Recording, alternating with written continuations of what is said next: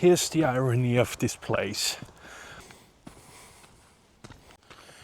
Today we're having a look at a forgotten sector of the Western Front, specifically the southern end of the Western Front.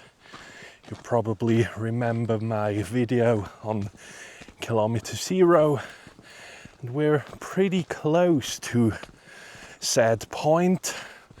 And just for orientation, just over there in the distance, some approximate 15 kilometers, is already the Hartmannsweiler Kopf. But I want to show you something else, because today we're having a look at the second line, which wasn't the front line, of course, but the line behind that.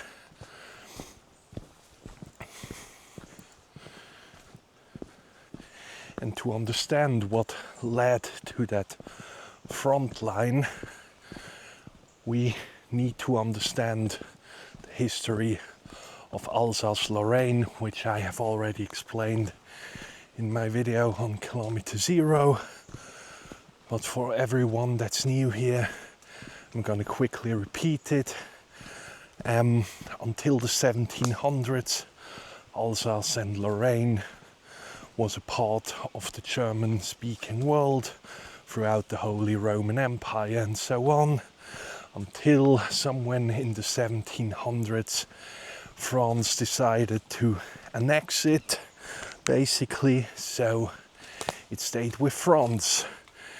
And that was the case until the Franco-Prussian War of 1870-1871.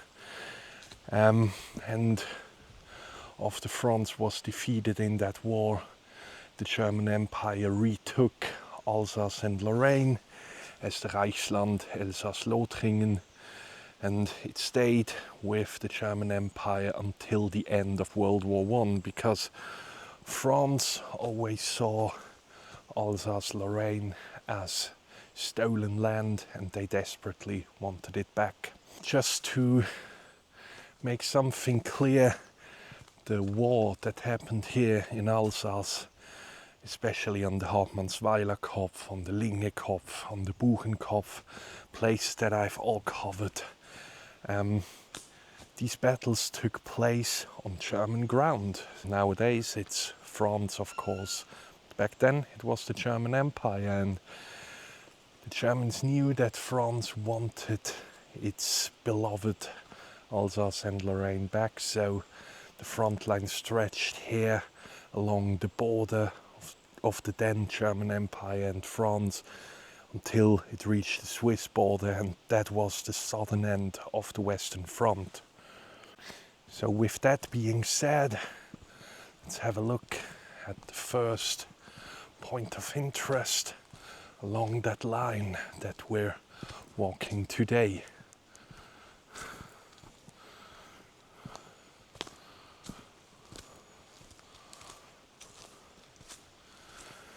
This building apparently was an artillery control center.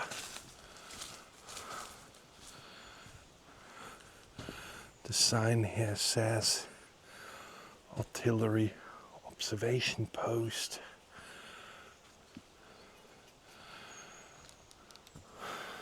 So why is that important? Because in the Rhine plain, on the foot of the Vosges mountains, the Germans had placed many artillery batteries, especially around here, because we're pretty close to the Hartmannsweiler Kopf.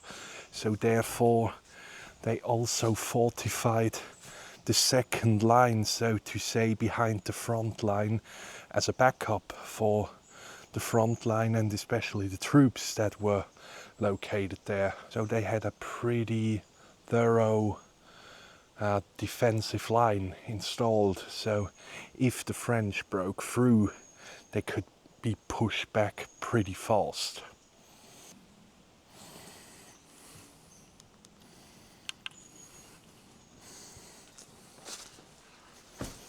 Let's have a look. inside.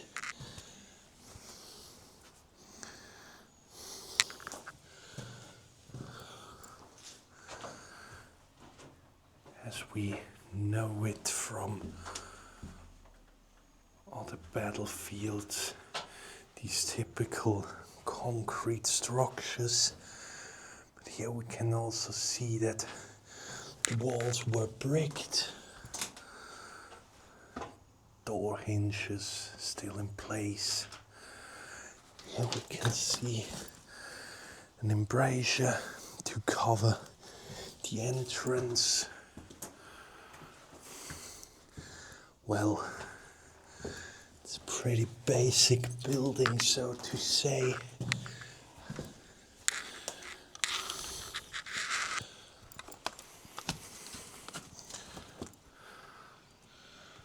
Let's check out what can be found up there.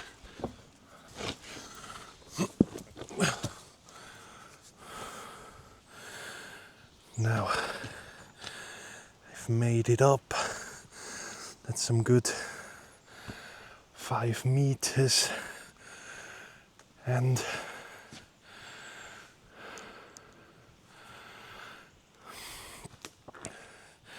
you have to imagine the surrounding area totally, or at least partially, deforested. And up here there must have been some soldiers stationed with binoculars, measuring instruments, so they could calculate the target positions and give these positions to the artillery batteries that were located on those fields over there. And that's exactly a point that was a little bit neglected in my other videos, because we've always talked about the front lines, the frontline trenches, especially on the Hartmannsweiler Kopf and the Linge Kopf. But down here in the Rhine plain, here was exactly the area where all the artillery batteries were stationed that also fired on these battlefields that I've just mentioned. And that's exactly what we're having a look at today. Now, as so often on the Vosges front, most of these concrete bunkers, they weren't immediately built in 1914, but rather in 1916 and 17. And even though I have no solid records on, for example, this specific building, I'm assuming it must have been built during the same period, so around 1916 and 17.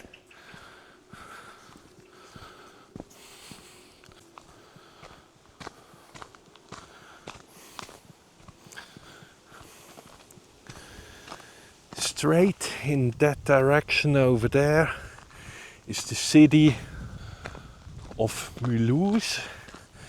Back then it was known as Mühlhausen. And a little bit of context on that.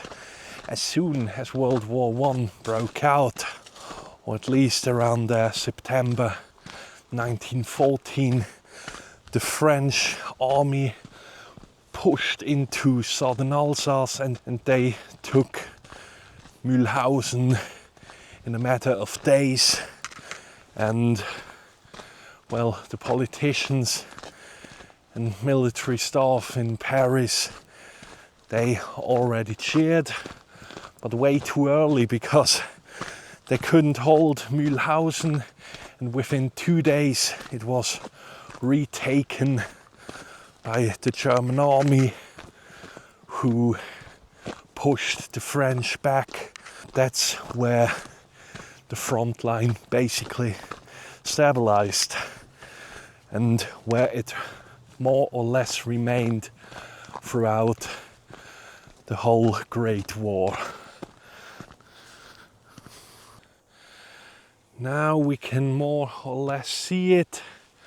Over there in the distance is the Hartmannsweiler Kopf, and the front line ran along the Vosges mountains all the way down south until Vetterhausen, where the front line ended at the Swiss border.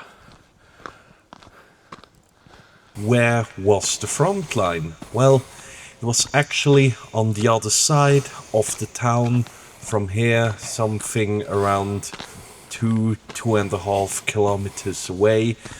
This here was a quiet sector, so therefore here specifically there wasn't that trench warfare going on as you might expect it from the typical World War I theatre.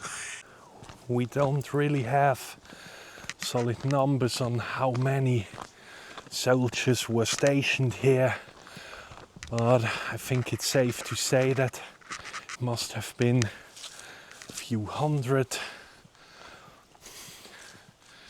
And here's already the next building. On the map it says Abri d'Infanterie, so an infantry barrack.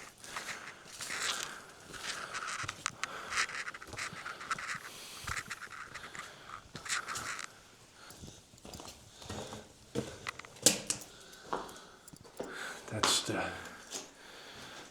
typical structure we've seen so many times already on various front lines of the Vosges mountains. The corrugated iron. Here we have some sort of passage.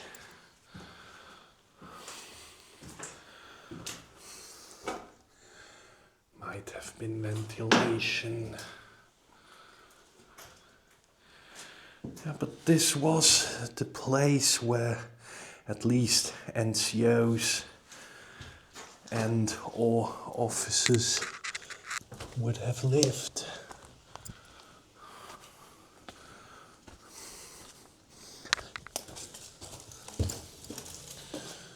Second room. It looks identical.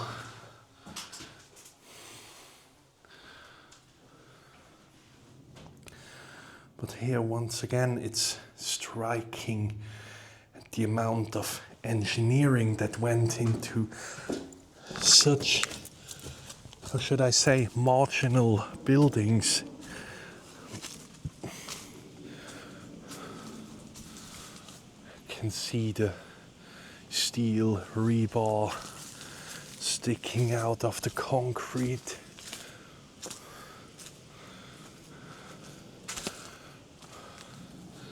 Here as well. What a massive building. Now you might be asking, why did they build such massive barracks in that case? Well, the nearby town, which back then was called Burnhaupt, nowadays it's called Burnhaupt-le-Bas, if I'm not totally wrong. And I'm very sorry, but it feels strange pronouncing German names in French, but still, the surrounding villages, they had already been partially destroyed by French artillery, because the French that were positioned up in the Vosges and in the plain, they could easily take these posts and these lines here under fire. So therefore the Germans decided to build these massive bunkers that could withstand at least 1 or 2 artillery grenades, because if you have a look at this, the corrugated iron dome, so to say, reaches approximately until this height. So there's easily 2 meters of concrete. Here we even have an inscription that solidifies my statement about the artillery observation post. It says built in 1917 by the Pioneer Company 257, and well, that I can't read, but it makes perfectly sense, because even though the front here has been static at least from fall 1914 onwards, there was, well, the typical war of attrition, and especially artillery from both sides, of course.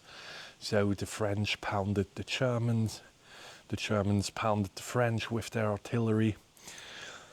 Talking about that artillery, pretty close to here, there was an emplacement of the famous German Langer Max.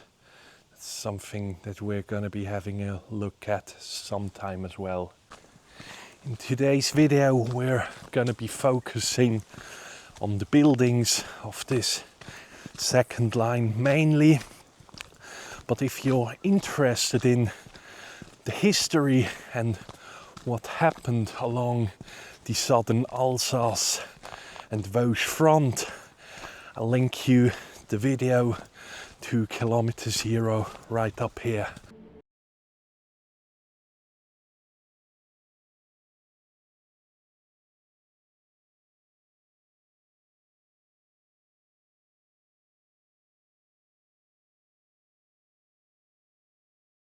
Even pre-1916 and 17, which was the main concrete construction phase of the German army, there were already some existing positions, but mainly made out of wood, as the French did, and some, how should I say, pretty makeshift small-scale fortifications. But from 1916 onwards, they really started to build in concrete, especially with prefabricated concrete blocks, where pouring concrete was too complicated. They could easily haul up these concrete blocks and brick their buildings. And the men tasked with this construction were mainly soldiers from Bavaria, such as the Bavarian Landwehr Infantry Regiment and the Bavarian Landwehr Pioneer Company, if I'm not totally wrong, as well as people from the Baltics and nowadays southern Germany. So there were men from all over the German Empire involved in constructing these buildings that we see today. Speaking of which, is already the next massive building, and here you can beautifully see these prefabricated concrete blocks that were used to brick up these buildings, of course afterwards reinforced.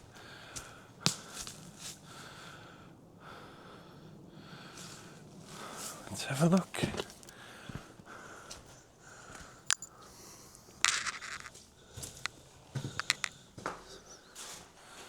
That's once again barrack, identical to the one that we've seen before.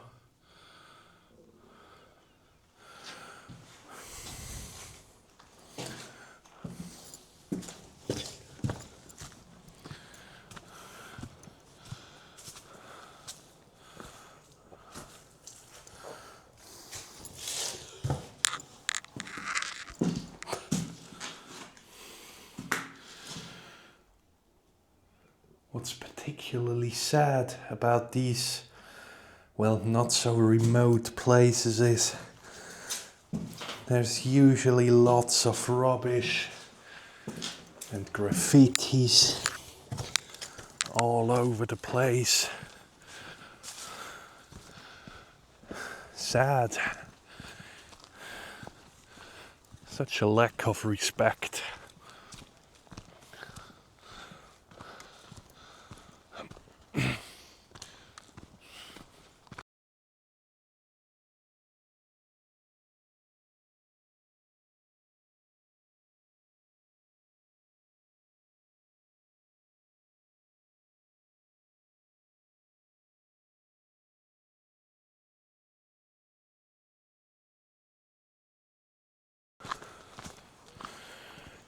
Here we already have the next building.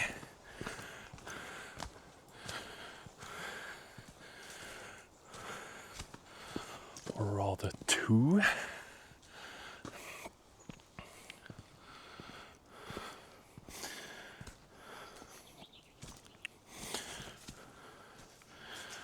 Look at that angled entrance. Apparently this one was some sort of a shelter, some sort of artillery shelter. Here is a second entrance.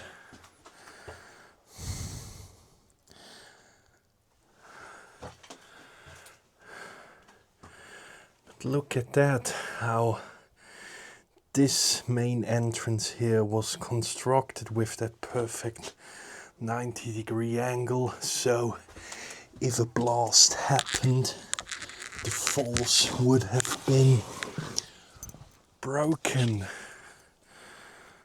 So in case these very positions would have been under French artillery fire, the soldiers could easily seek shelter in this bunker just behind me.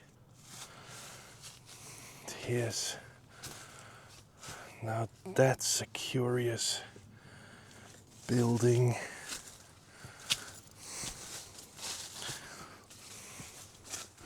Whatever this was, there was no indication to it on the sign.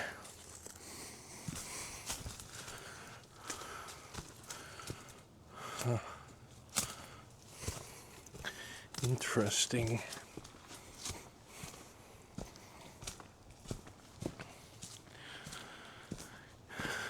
Look at that. Even at the second entrance, there's some sort of protection wall. And once again, an angled entrance. Beautiful. They really thought of everything. And here you can now beautifully see these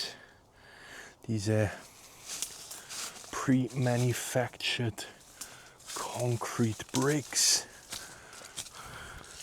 that simply could be transported here and put in place. With what we just seen, you might be asking, how was life in this sector of the Western Front, which was famously called ruhiger Abschnitt, or a quiet sector, by the Germans? Most of the soldiers that were stationed here described it as a privilege being here, because after the big fightings of 1914 that continued into 1915, basically nothing happened here apart from, well, the occasional artillery shelling on the front lines, which back then had already moved up to the Vosges mountains. Some skirmishes, small-scale guerrilla-style attacks, but there was nothing more. And talking about this, Here we can see what once could have been a section of trench, because of course these bunkers were interconnected by trenches, but not really fighting trenches as we've seen in other places in Alsace. There's already the next structure. I'm assuming that it is built exactly the same way as the other one. Ah, nope. Oh well, it has collapsed.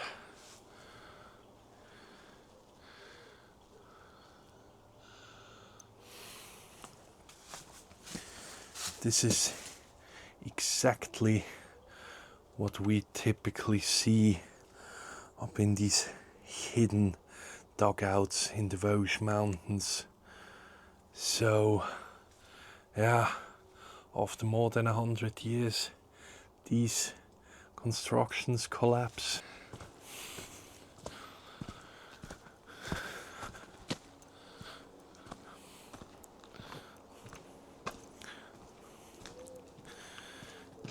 Here we can see once again a bunker with an angled entrance.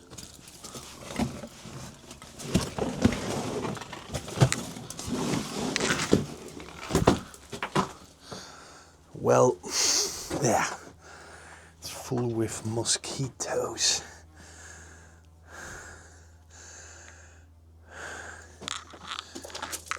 Well, it has suffered some damage. This wooden board might pretty well be from the time, because inside these bunkers or in these dugouts, the wood usually is beautifully preserved. Let's take this one out.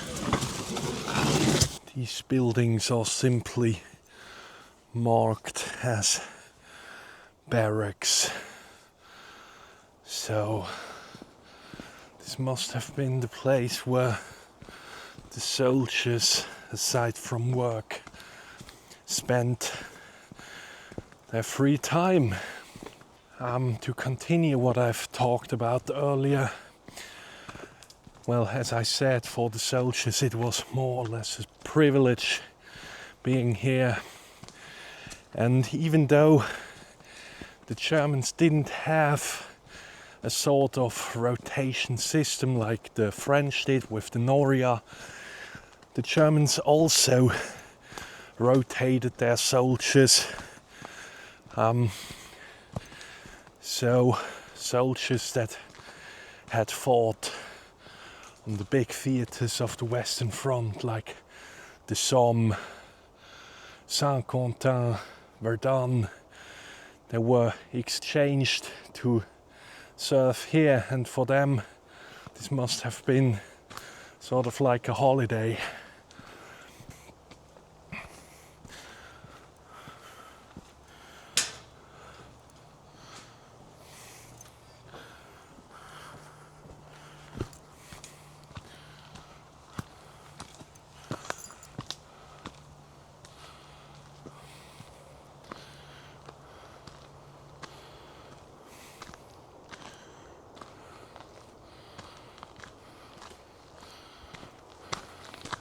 Over there's something you rarely see: a bunker at a lake.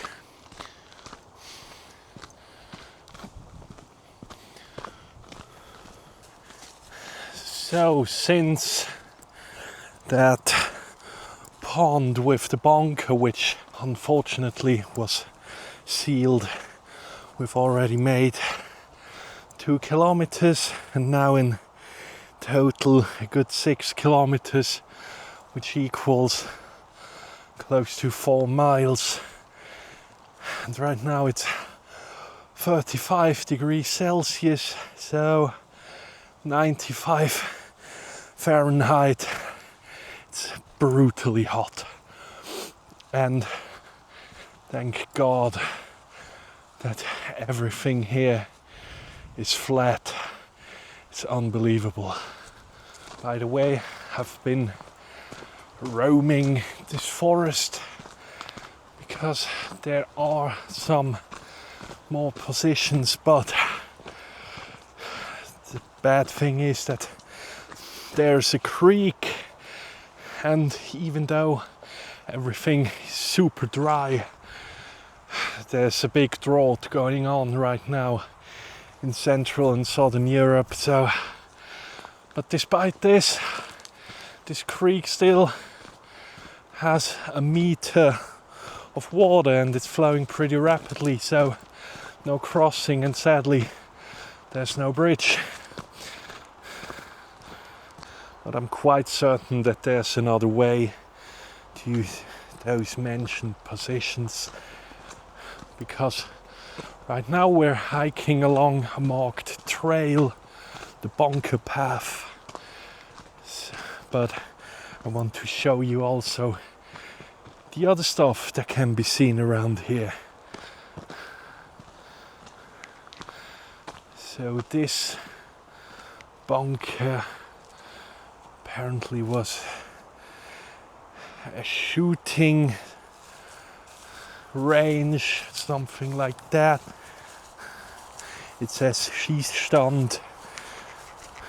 Usually that means shooting range.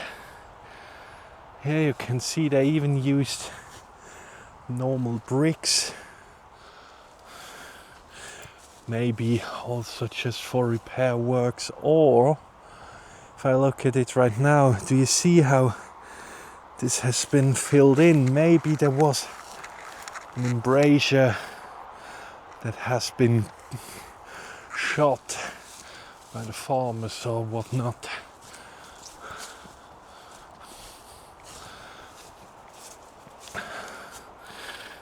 Steel rebar, and over there's already the motorway, which is going from Mulhouse in direction of Paris, Lyon and Belfort.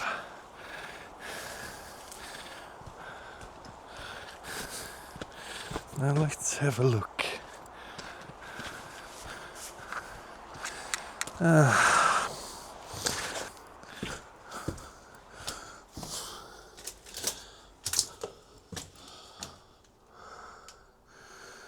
that's interesting. Look, they even took rails for reinforcement.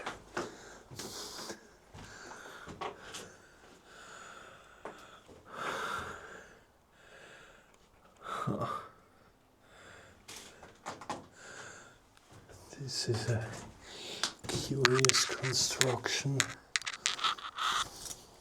Try to do research beforehand, but for many of these buildings I didn't find anything, so I don't know. Maybe I'll find out something. Let's continue through the brutal summer heat of Alsace.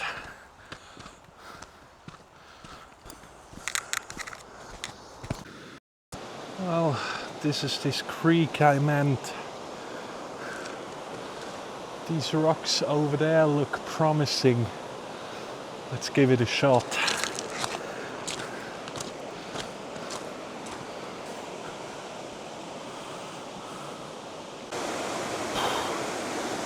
No chance. Beautiful little detail is this construction right here on this side stream of that other creek I've mentioned, which by the way is called the Dollar, but not dollar as the currency. So they used the stream to construct this, how should I call it, laundromat. No, joke aside, this was a washing station for the village, nearby, and of course the German soldiers used it as well. Here's the irony of this place. Why does everything here still remain in perfect condition? Well, like so often, or as I said, so often when walking through the Vosges battlefields, this was a minor sector that didn't matter at all. Well, judging many decades after the war, of course, but here we had no decisive battles, no famous generals, nothing at all. And this is the very reason why this concrete we saw and we're going to see in a bit was never tested and still remains, which is beautiful for us, because unlike in northeastern France, in Belgium, these positions here weren't hammered as much with artillery. The artillery strikes that happened here were rather some sort of testing the enemy. But there's more to the story as to why this southern end of the Western Front was so heavily fortified. The first reason, of course, was because the war had moved up into the Vosges mountains, where it essentially ended or became static in brutal attrition, and that's the most important and interesting point. When the Americans entered World War I and relieved the French in the Vosges from 1918 on, they tricked the Germans. They made the Germans believe that an American offensive, a fairly huge one, together with the French, was being planned. And this staged offensive on Alsace, specifically into the Mulhouse sector, should take place through Belfort. They even planted fake evidence. They faked radio transmissions. They staged orders and so on. So from early 1918 onwards, the Germans, of course, they believed it, because Alsace had been so contested that it was plausible. So what did the Germans do? They once again reinforced everything in this quiet sector, including bunkers, artillery emplacements, and so on. And they waited for an enemy that never came, because when war ended, it still was all quiet in this sector of the Western Front. And with so many Vosges battlefields, as soon as the war was over, the Germans left their positions in order, and they left for good. So, between 1916 and 17, the concrete phase started, and from early 1918 onwards, they reinforced every existing bunkers and positions to the extent we can see here.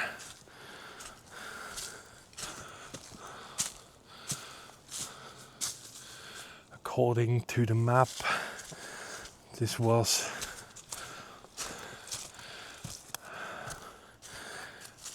sort of like barracks, emergency artillery positions.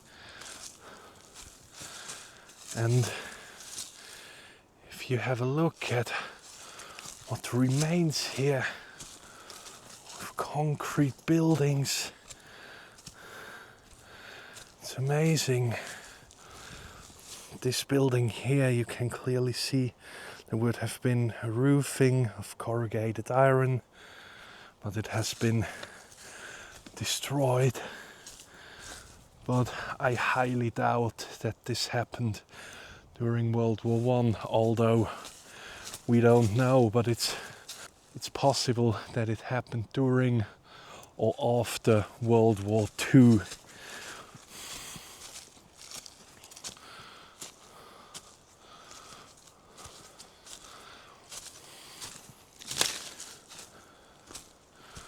Look at that.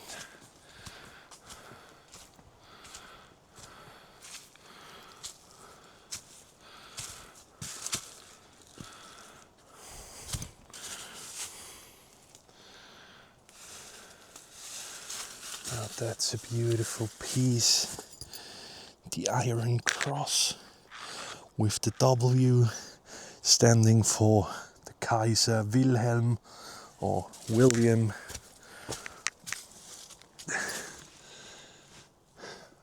Battalion 362.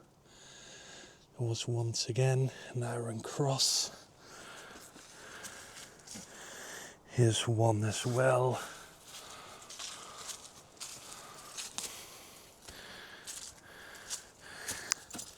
Here one more, even with the inscription 1914. But that doesn't mean that this bunker was built in 1914, because the year 1914 was stamped onto the Iron Cross medals as well.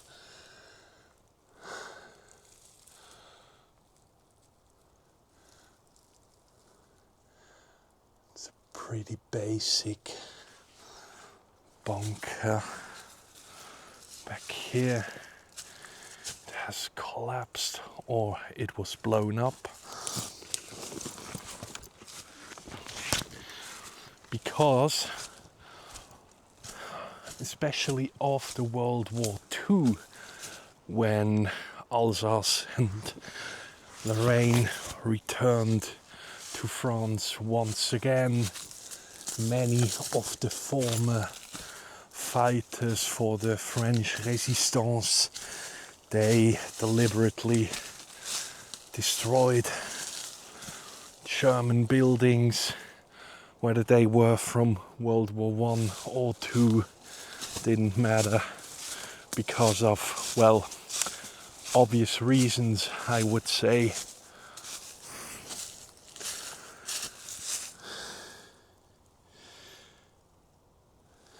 These pieces of perforated rebar, that's something you can spot all along the Western Front, in the Bois-le-Prêtre, Apremont Forest as well. Interesting.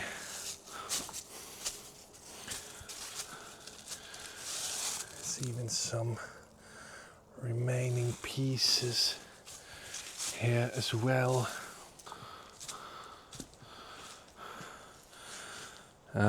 Well, fire command post for the artillery. Well, at least it has been taken care of, which is very beautiful.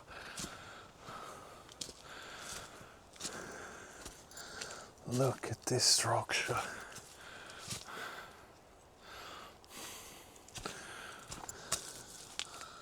You can even see some shallow depressions in the ground, maybe shell holes, maybe former trenches, because I know for certain that these positions were interconnected with pretty basic trenches, and I think this one here must be one, but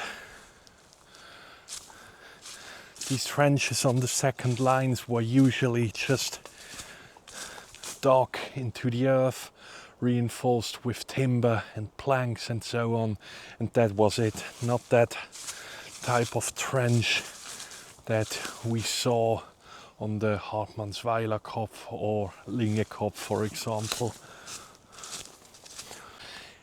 Walking through the forest, and every now and then there's something that appears like a shell crater to me. Now you might be asking, why am I here despite there was never any major battle or anything else worth talking about? Well, exactly that's the point, because I want to show the world that World War I is way more than always Verdun, the Somme, Passchendaele and so on, because right now we're pretty close to the Swiss border. The city of Basel by car is approximately half an hour away, and if you have seen my video on kilometer zero, even in areas you wouldn't think it, there's so much to see, so much history, especially regarding World War I.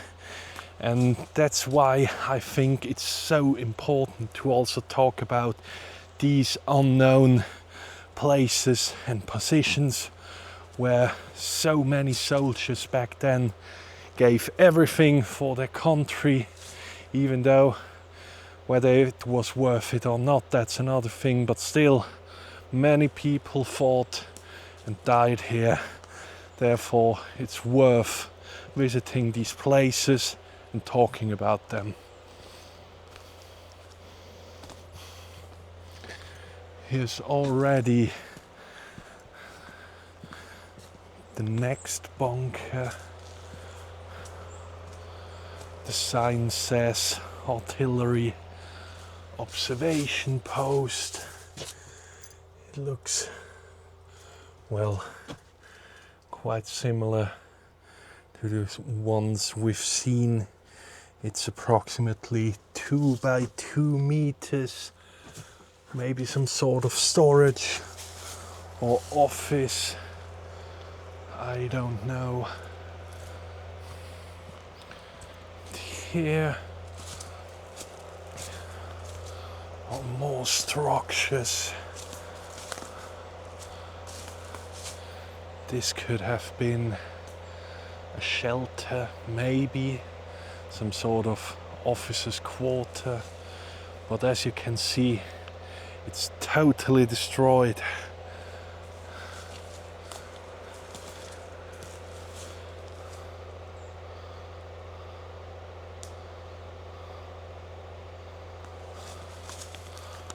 There's pieces of concrete lying around everywhere.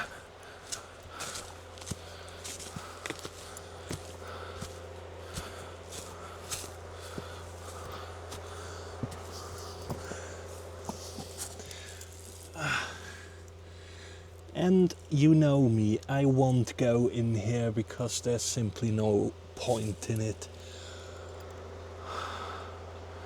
But wow, what a massive structure blown to pieces.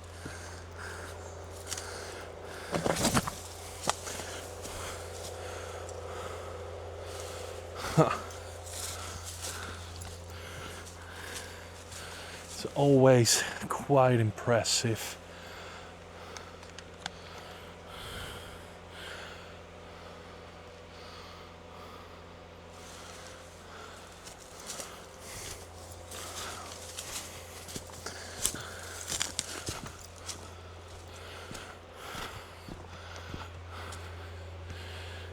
here's once again a bunker building.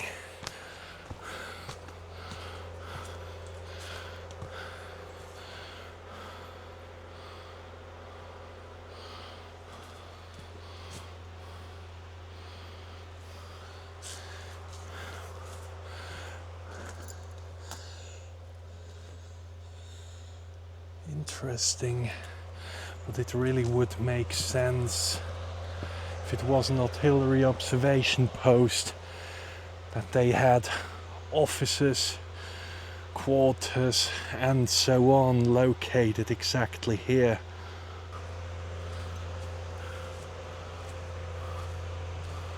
Once more, a bunker building.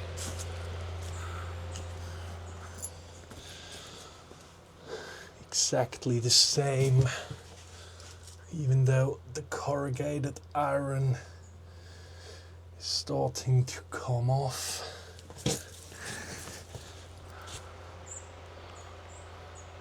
Look at that scenery. How this once must have looked like. It's always so impressive what the Germans were able to build in these quite remote spots. We've now made it to a former troop barrack, which also shows the same amount of destruction like the other ones we've seen before.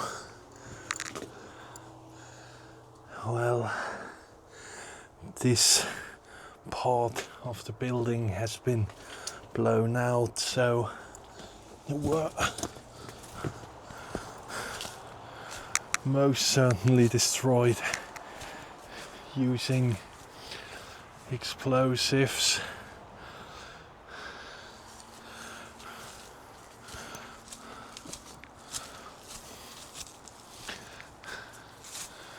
But looking at it, maybe some good 20 people could fit into this building.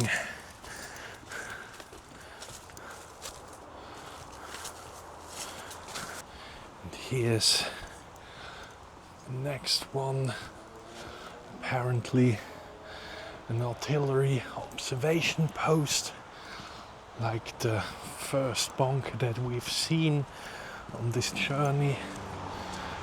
And yeah, over there, there's the motorway.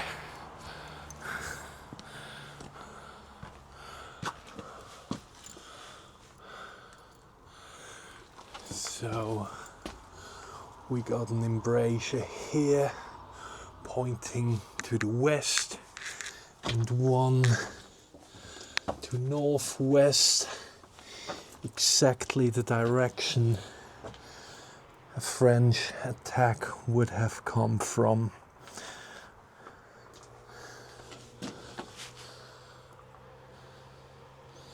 Such an interesting building. And here as well we have a solid 2 or 3 meters. Well, 1.5 meters of concrete on top.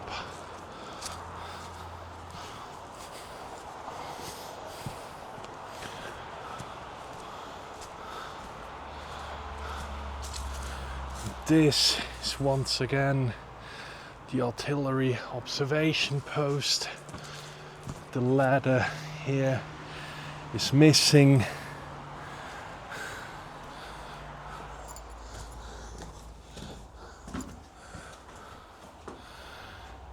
But pretty much the same layout as the one we've seen before.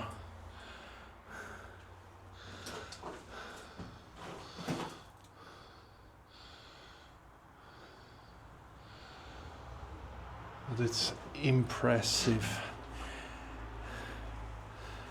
how they built their bunkers back then. And well, everything's full with graffitis. Here's the embrasure from the outside to cover the entrance. What's beautiful here is this wall around the complex.